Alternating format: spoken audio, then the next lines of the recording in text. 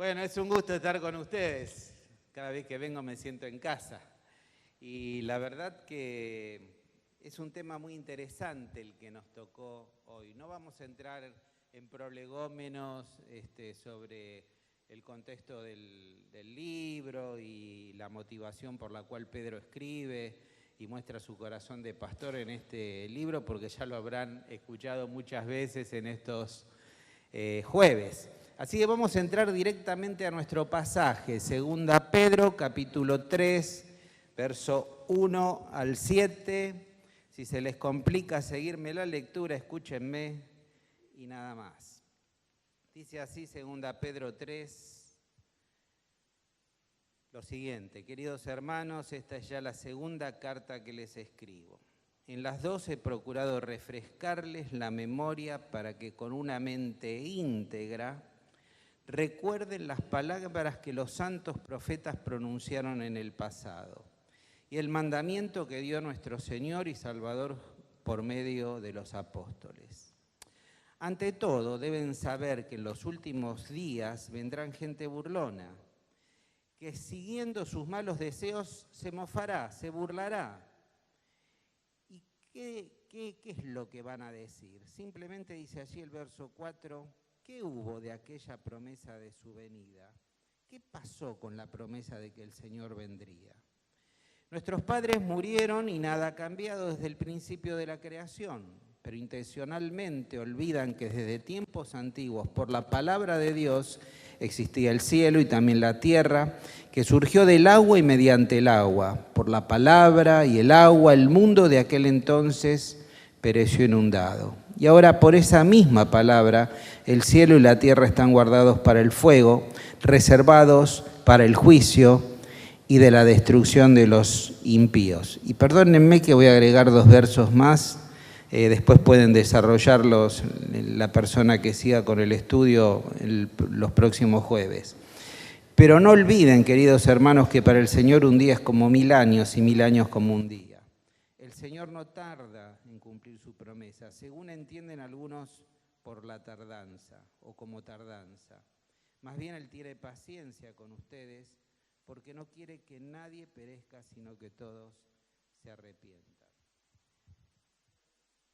La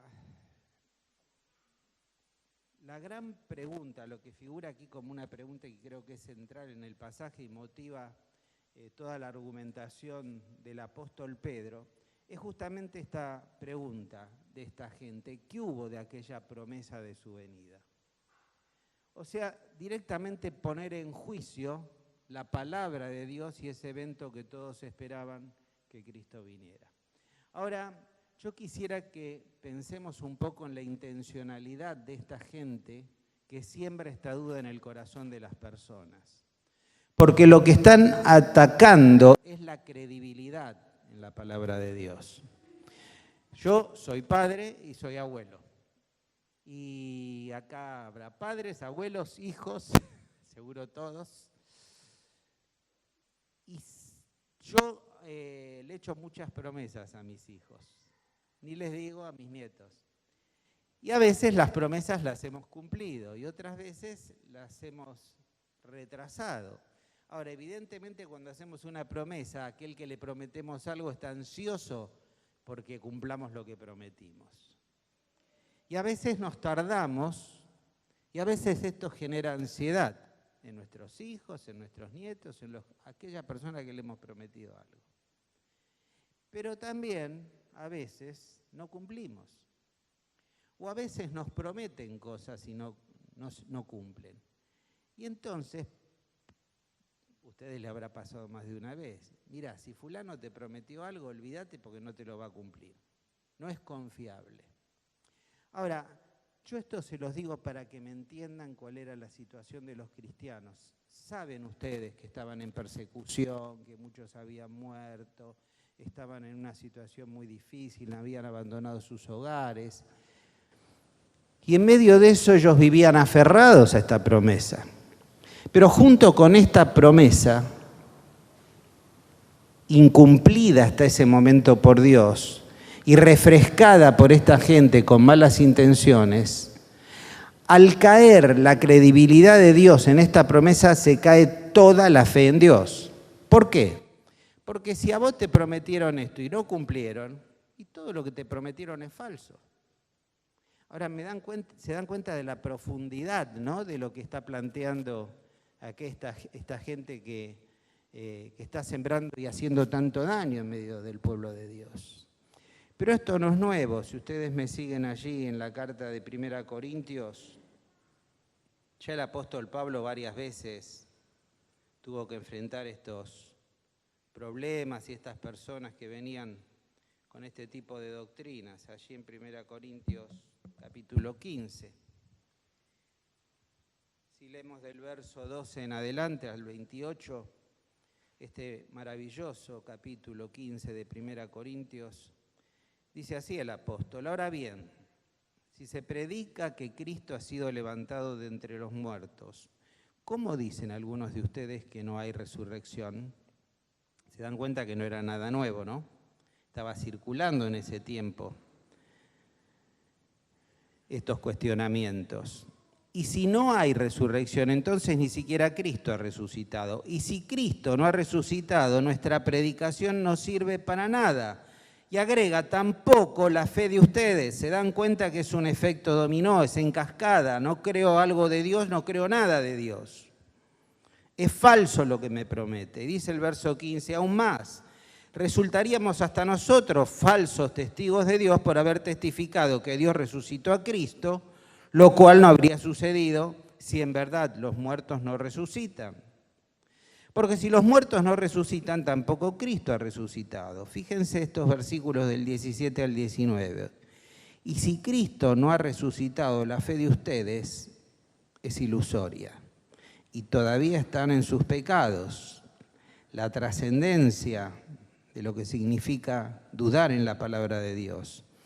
Y en este caso también están perdidos los que murieron en Cristo.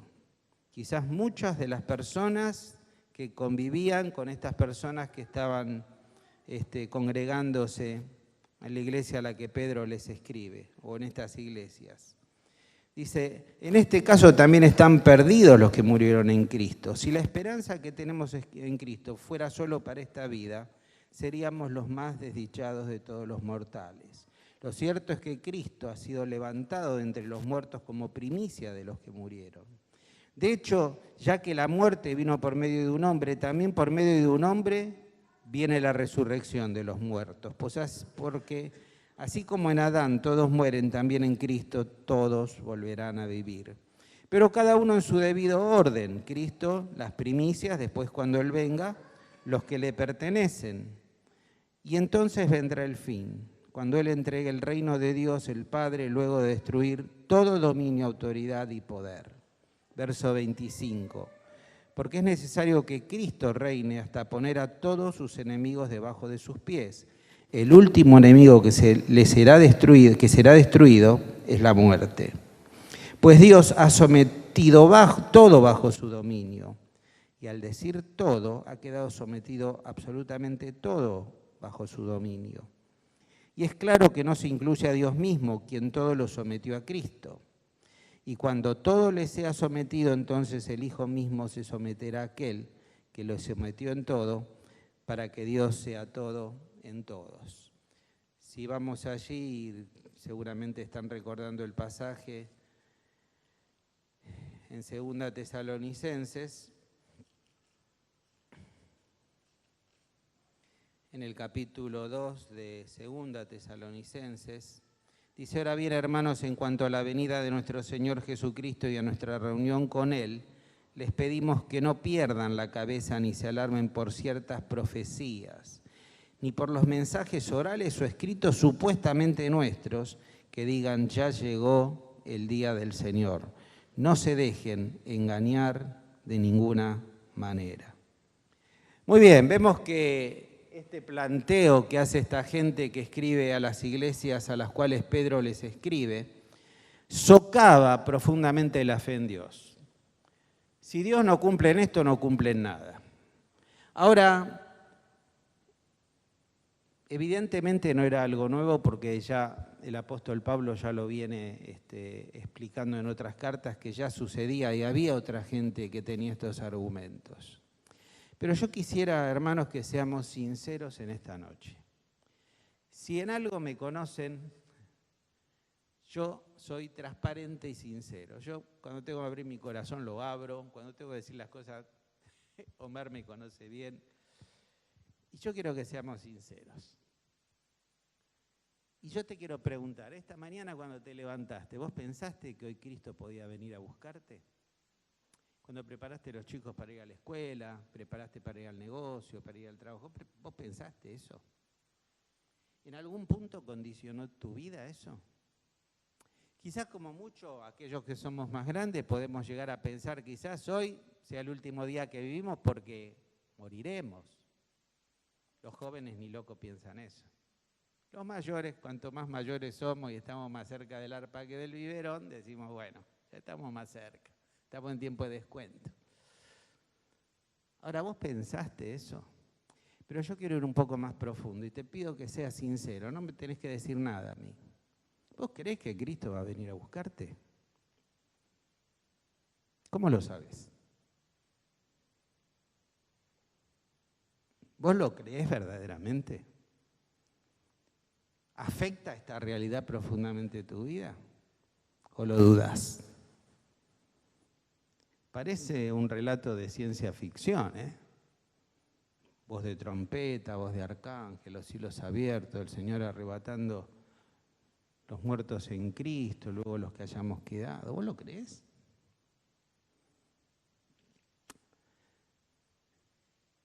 Pedro tiene que responder y tiene que argumentar por qué esto que esta gente estaba sembrando de estas dudas, creo que son las mismas dudas que muchos de nosotros tenemos.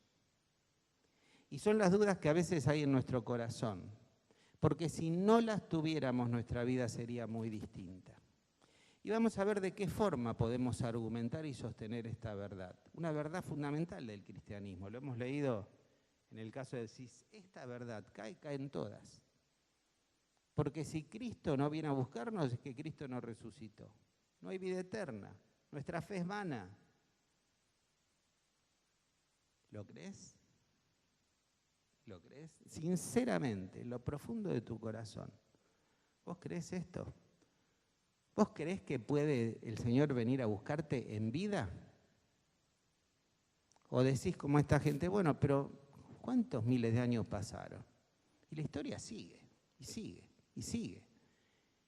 Y mi abuela lo esperaba, y mi madre lo esperaba, y yo lo espero. Lo verán mis hijos. No creemos en el inminente regreso de Cristo. Y quiero que seamos absolutamente sinceros, porque yo más de una vez lo pensé. Y a veces no afecta a mi vida como debería la realidad de que quizás sea en este momento, que quizás sea hoy. Y el apóstol, para sostener esta verdad, defender y contrarrestar este mensaje negativo de esta gente que quería perturbar la fe en la palabra de Dios y la fe en las promesas de Dios, y específicamente en esta promesa de Dios, lo argumenta de diferentes formas. En primer lugar, nos dice que creía en la importancia de recordar, en la importancia de la repetición. Era muy importante para el apóstol que recuerden. Es necesario a veces repetir las cosas una y otra vez y enseñarlas para que lo podamos no solo entender, sino también encarnar, enraizar. A veces pensamos que los hermanos saben todas las cosas. O esto ya lo hablamos tantas veces. ¿Se acuerdan lo que dice Pablo en Filipenses? Yo no tengo problema en volverles a repetir las cosas una y otra vez. Para mí no es un pesar, para mí no es problema, pero para ustedes es de bien. A veces en las iglesias hay cosas que damos por sentado. No sé hace cuánto no se habla de la segunda venida. No sé hace cuánto no hablamos de los eventos futuros. Quizás estamos tan preocupados por la realidad actual que si a una persona la paramos en la calle y le hablamos de la vida eterna, lo que menos hoy le preocupa es la vida eterna, ver cómo hace mañana para comer, cómo llega a fin de mes, cómo paga el alquiler. Pero nosotros somos cristianos, no somos cualquiera del mundo. Y nosotros tenemos una fe basada en la resurrección de Cristo, su muerte, su resurrección, la predicación apostólica. Y creemos que Cristo va a venir a buscarnos. Pero es necesario enseñarlo, repetirlo. No solo esto, sino absolutamente todas las verdades. Estamos en un momento donde el cristianismo es un cristianismo sin Biblia. A mí me aterra, yo tengo alumnos que son pastores, alumnos que son ancianos y a veces me preocupa ver su formación teológica. Me preocupa. Cosas que ya no tendríamos que pensar en que esta gente está haciendo agua en esos temas. Ni vayamos cuando queremos profundizar mucho más en las Escrituras. Tenemos que retroceder y empezar desde cosas básicas. Y gente que ha estudiado en seminarios. ¿Y qué de los cristianos comunes, que no son ni pastores ni enseñadores? A veces nos aterra ver las cosas que se dicen desde una plataforma. Ni hablemos si nos metemos por internet, ¿no? Podemos encontrar cualquier cosa. Ahora es importante volver a la palabra. Que la palabra sea aquella que estructure la vida de la iglesia y nuestra vida. Y volver a repetir las cosas una y otra vez. Hace unos años fuimos con Lili a un casamiento, se casaba una chica de la iglesia, una pareja de la iglesia. Y fuimos ahí a una iglesia en la calle Belgrano, era una iglesia presbiteriana, era una gente de la iglesia que había pedido esa iglesia porque es muy bonita, tiene un órgano de esos con tubos y yo qué sé. Parecía el Papa Francisco yo predicando. Y no sé si alguno conoce la presbiteriana que está ahí en Belgrano. Bueno, parece una iglesia católica, sí, pero es enorme. Yo andaba por allá arriba con un águila acá donde tenía que poner la Biblia y digo, ¿qué hago acá yo? Y el órgano, digo, estoy lo más cerca del cielo. Bueno, y era un día, un sábado de la noche, llovía, esos días que decís, peor no puede estar. Bueno, termina la ceremonia, salimos, y cuando salimos, yo pensé que podía estacionar ahí. Me llevó el auto a la grúa. Bueno, ¿a qué viene este relato? Bueno, imagínense todas las complicaciones. Bueno, había una hermana ahí de la iglesia, pero una hermana de muchos años de la iglesia. Y entonces después que terminó la ceremonia, bueno, fuimos a rescatar el auto, volvimos y la llevo hasta la casa porque vive por Aedo. Y hablando de lo que había pasado, y me dice, pastor, ¿cuáles son las últimas cifras, los últimos números de su patente? Le digo, ¿para qué querés saber? Y se lo tengo que jugar a la quiniela después de lo que le pasó. Y me causó gracia, porque yo digo, ¿what? ¿Qué parte no entendiste? Una hermana de muchos años. Muchos años. Hermanos, tenemos que volver con los principios de vida cristiana, volver a repetir las doctrinas básicas una y otra vez. ¿Qué es la conversión? Sabemos que es la conversión, qué es el arrepentimiento, qué es el nuevo nacimiento. Si el arrepentimiento está ligado antes, después de la conversión, cómo es el tema de la fe, si la fe es humana, es de Dios. Cosas que pensamos que son sencillas o quizás vos las sabés, pero quizás la gente no lo sabe, los hermanos no lo saben. Bueno, no me quiero detener en esto, pero Pedro le dice, recuerden, hagan memoria de la palabra que aprendieron, hagan memoria. Y a veces la enseñanza no consiste tanto en incluir nuevos conocimientos, sino poder refrescar los que ya tenemos. Y creo que esto es muy importante. Y esta afirmación de Pedro, que creía tan importante el recordar y el hacer memoria, se liga al otro concepto. Él creía en la unidad de la Escritura y lo lleva a considerar a los profetas, a los apóstoles, a los evangelistas, a Cristo mismo, y le dice, miren, si ustedes hacen un recuento, verán que esto de la segunda venida de Cristo va a venir a buscar a la iglesia, es algo que no es de ahora. Ya se venía hablando desde mucho atrás.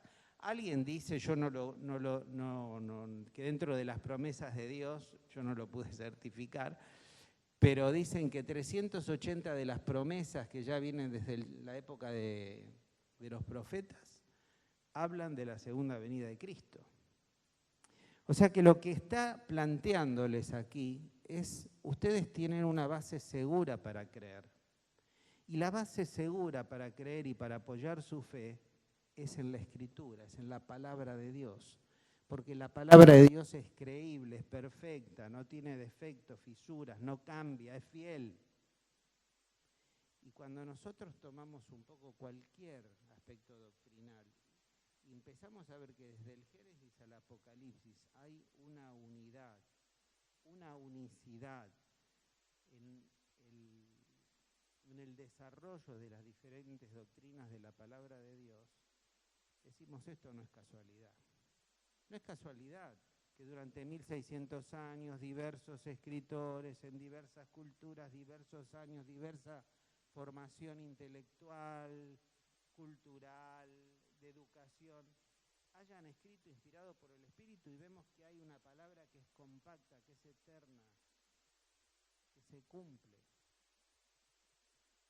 Pedro decía, miren, tenemos que recordar, tenemos que volver a la palabra, tenemos que volver a leerla, asimilarla, repetirla, memorizarla, porque es creíble, porque es única. Y si nosotros pensamos en esto y lo podemos llevar a un aspecto mucho más profundo y personal, yo te pregunto, ¿la palabra de Dios no se ha cumplido en tu vida? ¿No se cumplió la palabra de Dios en tu vida? Empezando cuando recibiste a Cristo, la palabra del Evangelio. ¿No cambió tu vida? ¿No cambió tus valores?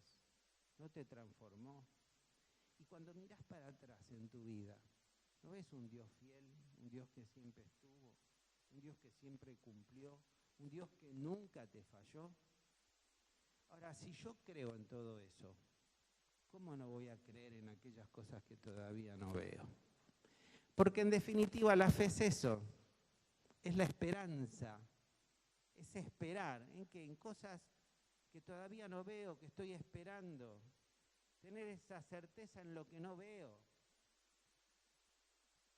Y es justamente que todo eso no es algo místico o que no tenga un fundamento razonable. El fundamento razonable es la palabra de Dios, porque la fe se basa en la palabra de Dios, no se basa en mis emociones, en mis sentimientos.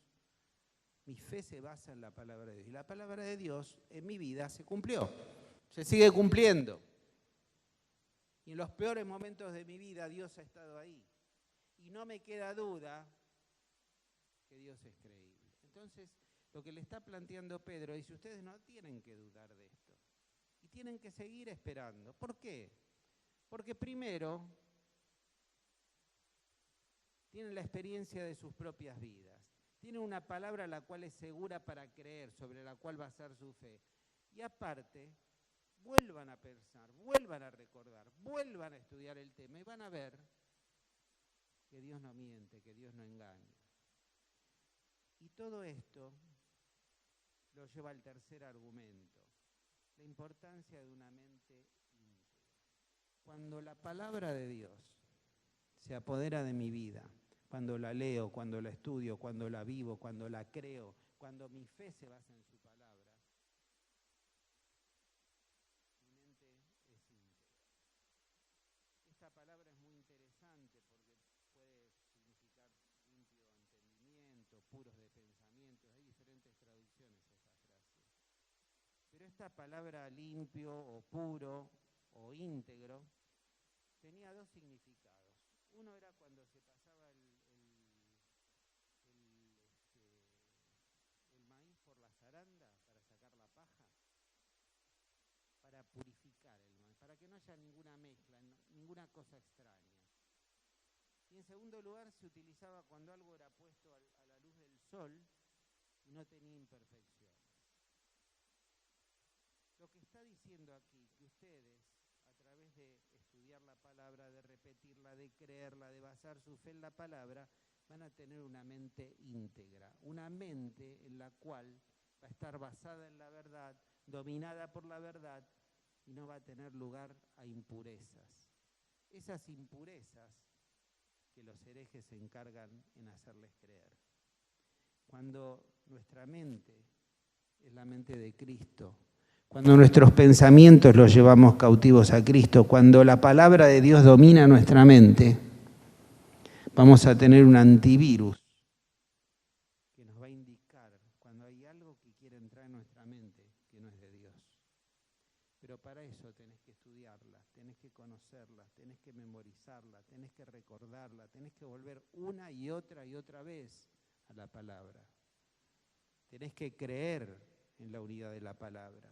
Tenés que creer en la perfección de la palabra. Y tu fe tiene que estar basada en la palabra. No des ningún paso en tu vida si la palabra de Dios no te lo indica. Nosotros andamos por fe, caminamos por fe. El justo vive por la fe. Pero la fe no es algo ilusorio, ni es algo, como algunos dicen, la aventura de la fe. Eso es un error. No hay aventura de la fe. Nosotros no nos aventuramos. Nosotros creemos y caminamos por fe. Dios me dice, camina, yo camino, me muestra el camino con claridad. Ahí tenés que pisar, ahí voy a pisar. Y no me voy a equivocar. Cuando me dejo llevar por criterios, por sentimientos, por opiniones, me equivoco. Cuando mi guía es la palabra de Dios, yo les aseguro que no se van a equivocar. Y a estas preguntas o a estas críticas que hacía esta gente, que evidentemente, como les dije, es algo que sabían en qué punto tocar, sabían qué punto, porque verdaderamente cuando estás perseguido, cuando tenés problemas, dificultades, cuando estaban muchas personas muriendo, ¿a qué se podían aferrar sino a la seguridad de una vida eterna, una vida después de la muerte?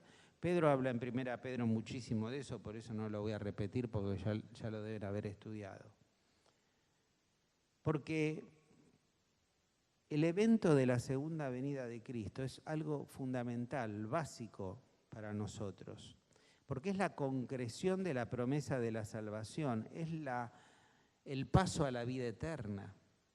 Si nosotros, como dice Pablo, dudamos de esto, estamos dudando de la realidad de la salvación de Dios, una salvación eterna, perfecta, y de un Cristo que va a venir a buscarnos. También es el comienzo de los últimos eventos.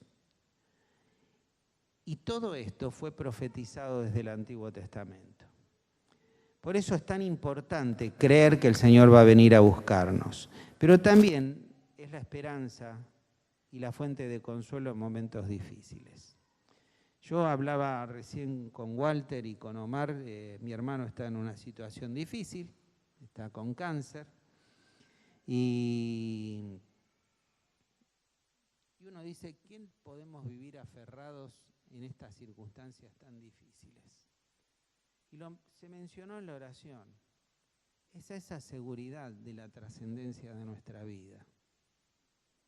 Nosotros podemos vivir aferrados a la esperanza de una vida mejor. Un lugar que Dios ha preparado para los que le aman, para vos y para mí, que ya está preparado. Un lugar donde sabemos que no va a haber lloro, no va a haber dolor, donde cualquier sufrimiento, penuria que tengamos que vivir en esta vida no es comparable, dice la palabra de Dios, con la gloria, con las bendiciones que vamos a disfrutar en la venidera. Ahora, si yo pongo en tela de juicio la venida de Cristo, estoy poniendo en tela de juicio todo esto. Estoy descreyendo de todo esto. Y nos impulsa también a compartir nuestra fe. Por eso vuelvo al principio. Si vos pensaras que hoy es el último día, estaríamos saliendo corriendo a predicar. No quisiéramos que ninguno se pierda. Cuando preparaba este mensaje, estaba pensando, ¿y si fuera hoy? ¿Y saben quién pasó por mi mente? Todas aquellas personas que no le prediqué. Empezando por mis nietas, que son chicas, pero digo, ¿serán del Señor? Siguiendo por un compañero de trabajo, siguiendo por vecinos, siguiendo por personas con las que me relaciono constantemente. ¿Con cuántas personas que no son del Señor hablas por día? Y quizás pensás, bueno, en algún momento voy a predicarle o voy a orar por su salvación. Pero si te vas hoy, esta persona fue o se fue para el infierno. Ahora, ¿se dan cuenta que no solo, perdónenme que lo diga así, no creemos a veces en esto? No creemos en la inminencia de Cristo y mucho menos creemos que pueda venir hoy. Por eso, volviendo a esta sinceridad de cada uno, qué bueno sería que nos replanteemos todo esto. Qué bueno sería que volvamos a la Escritura, que volvamos a creer, que volvamos a refrescar nuestra fe. Dios no miente, lo probó en tu vida, lo probó en la mía. Cada día me levanto y digo, Señor, no quiero salir de la cama si tu bendición no me acompaña.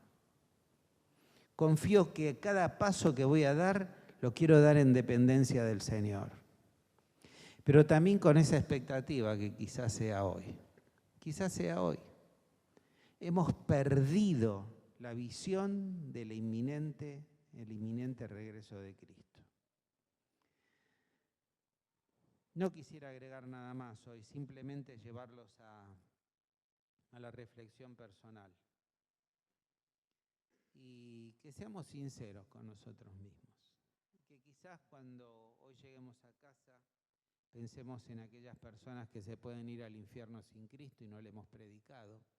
Que quizás hoy o mañana sea el último día que Dios nos dé de oportunidad.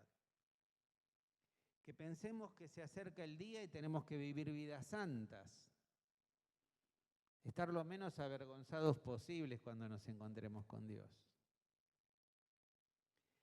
Que eso sea aquello que nos lleve a trabajar con pasión para el Señor. Servirle con pasión. No llegar quizás al extremo de los tesalonicenses que algunos decían, bueno, ya está, si el Señor viene mañana, ¿para qué voy a trabajar? ¿Para qué me voy a preocupar? ¿Para qué voy a hacer planes? No, hacer planes sí, pero pensar quizás esos planes se trunquen porque el Señor pueda venir hoy. No nos dejemos engañar, que nada perturbe nuestra mente, en esta y en otras verdades bíblicas. Leamos la Escritura, volvamos a la Escritura, refresquemos los pasajes de la Escritura, volvamos una y otra vez como iglesia a enseñar aquellas cosas que quizás pensamos que ya conocemos y quizás nos sorprendamos porque no las conocemos. Podamos confiar en la palabra de Dios. Es lo único, hermano, que nos queda en este momento. Si tu fe no se basa en la palabra de Dios, estás perdido. Estás perdido. Por eso es importante escudriñar la Escritura, porque se hace viva y se hace eficaz, y cuando tenés el problema, la dificultad, la angustia, la pérdida, la palabra de Dios brota y se hace viva y te vienen pasajes y el Señor te habla por su palabra y te da fuerzas, te da ánimo y te ayuda a poder seguir adelante. Tenemos que ser hombres y mujeres de la palabra. Tenemos que poner en alto la palabra. Cada vez que una persona sube a esta plataforma, tiene que tener en alto la palabra de Dios. No podemos entregar la plataforma a cualquiera. No podemos. Porque es una gran responsabilidad la instrucción y la educación del pueblo de Dios. Y en lo personal, volvé al devocional. Si no lo haces, hacelo.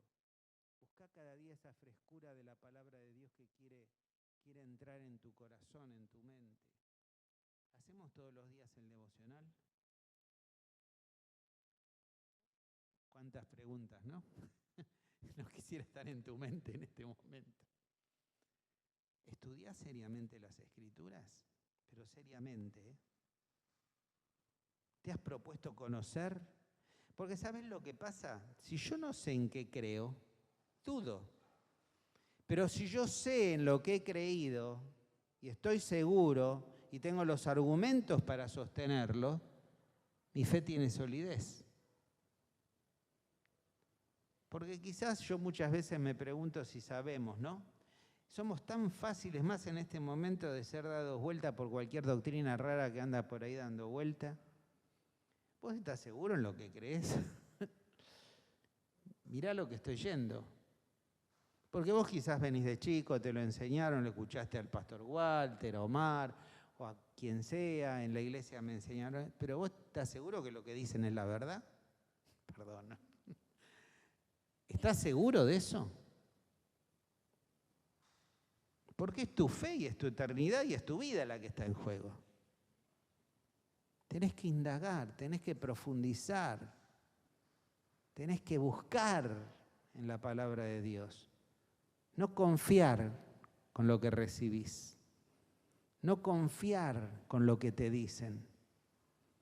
Criticalo, pensalo, buscalo, profundizalo. Y si tenés dudas, preguntá. Porque es importante que sepas en lo que crees. Estamos con un cristianismo muy difícil en estos momentos. Y yo cada día me doy cuenta de lo poco que se conoce de la Escritura. Y es una carga terrible que tengo, terrible. Así que bueno, no quiero seguir hablando porque si no seguiríamos toda la noche, pero quisiera terminar simplemente con esta reflexión, ¿no? Que penses en esto y que seamos sinceros delante de Dios. Y puedas hoy decirle, Señor, perdóname porque la Biblia no ocupa el primer lugar en mi vida.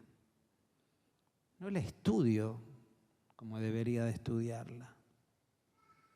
No hago el devocional todos los días. No busco la dirección de tu palabra para cada paso que tengo que dar. No vivo una vida de fe, porque quizás creo más en mi capacidad, en mis habilidades, en las circunstancias, que en lo que vos me querés decir. Señor, perdóname porque yo no creo que vas a venir hoy. Es más, no creo que lo vaya a ver. Señor, perdóname porque me doy cuenta que eso no modifica mi vida, no está afectando mi vida el pensar que hoy puede ser el último día. Santidad, evangelismo, lectura de la palabra. Si verdaderamente pensáramos que fuera el último día nuestro sobre la tierra, ¿cómo cambiaría todo? ¿Cómo cambiaría todo? Este lugar estaría lleno, la iglesia Floresta estaría lleno. Yo predicaría a mucha más gente de la que me relaciono todos los días y a veces ni le hablo de Cristo. Hermanos, seamos sinceros, no nos engañemos a nosotros mismos, a Dios seguro que no lo engañemos. Vamos a terminar orando y haciendo un análisis personal de cada uno, ¿no? Y pensando si estas palabras de esta noche no son para cada uno de nosotros.